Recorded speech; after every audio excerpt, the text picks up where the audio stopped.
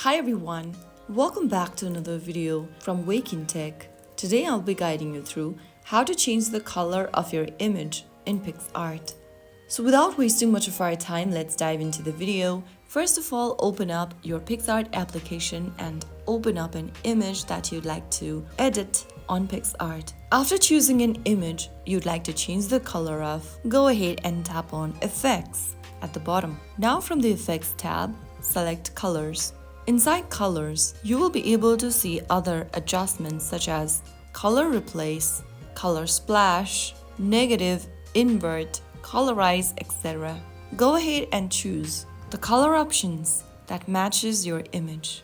You can change the entire color scheme of a photo by adjusting the hue. From the hue slider, choose left or right in order to change the color of an image. After making necessary adjustments, you can tap on Apply at the top right to apply the change. And that's how you will be able to change the color of an image or object in Picsart.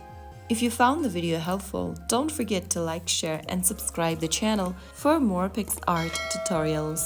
I'll see you in the next episode. Thanks